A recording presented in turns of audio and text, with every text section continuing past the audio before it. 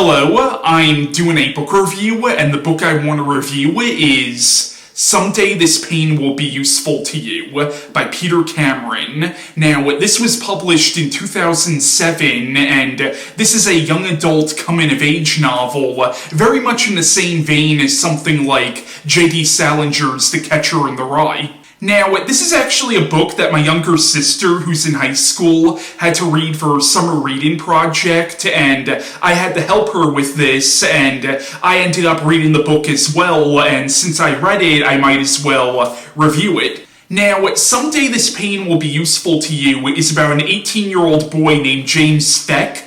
I'm not sure if I'm saying his last name right, but he's a very troubled young man. And he has a lot of pretty severe emotional issues, and he has a lot of problems dealing with the world around him and dealing with people around him, like his family. Like, his parents are divorced, and his mother, in the beginning of this story, is just getting out of her third marriage. Although her reasoning for divorcing her third husband is actually pretty understandable if you read the book. But James is somebody who's clearly dealing with depression, and he has a lot of social anxiety. And he just graduated high school, and everybody in his family thinks that he's going to college in the fall, but he's pretty dead set in not going to college. Like, he has this whole plan to move to some small town in the Midwest. But the book is told in a very non-linear style, and you do eventually find out about an incident that happened to him in Washington, D.C. while he was in D.C. for some school function. Now, in the book, you do get a lot of interactions with his psychiatrist, and you do get a sense of what might have led him to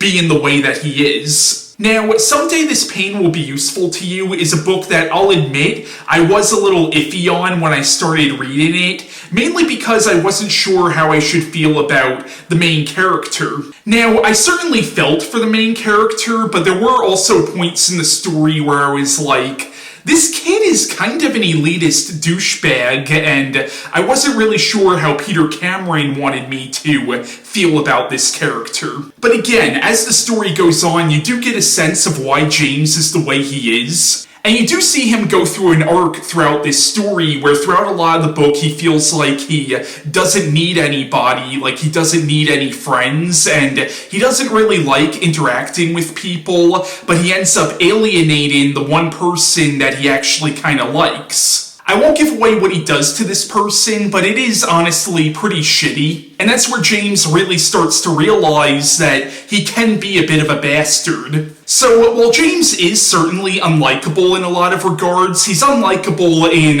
a very realistic way. Like, he is a very believable character, and not for nothing, not everybody's gonna be the way you want them to be. So, I think once you get used to the main character, you could definitely get into the book, but how you feel about this book is definitely dependent on how you feel about the main character. But then again, you really can't criticize it too much if you don't like the main character, because I think James is definitely meant to be unlikable in a lot of regards, because that's sort of the arc that he goes through. But it is a good book. I was just iffy on it in the beginning, because again, I wasn't really sure how I should be feeling about the main character. But the book is extremely well written, and it's a very quick read. And it does touch on a lot of interesting themes, like about growing up, but also about masculinity and sexuality, and James very much comes to terms with his sexuality over the course of the story. Again, I won't give away too much about that. But what I thought was most interesting about this book was sort of this analysis on how society dealt with 9/11. Like, the book is set in 2003, which was only 2 years after the September 11th terrorist attacks. And the book seems to be exploring how people of a certain age have dealt with 9/11. Like, you find out in the book that James's school was basically right across the street from the World Trade Center, and him and his classmates actually witnessed the terrorist attacks on 9/11. And you do get a sense that that's where part of his issues come from. It might not be the whole reason, but it at least explains part of it. And it definitely got me thinking how I would have reacted had I been a teenager when that happened, because I was only 9 when that happened, so I was too young to understand the gravity of the situation, and of course my younger sister, who had to read this book for high school, she wasn't even alive yet when 9/11 happened. But again, that is sort of a theme in the story, is how people have dealt with that,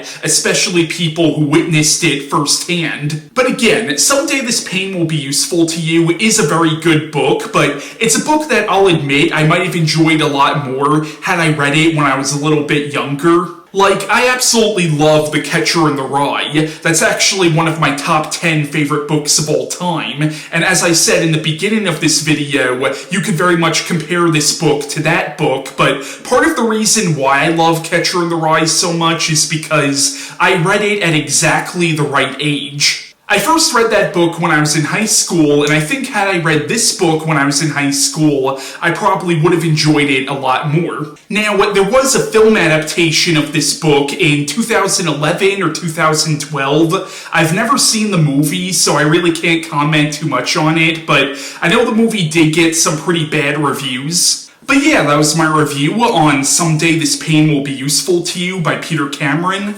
and bye.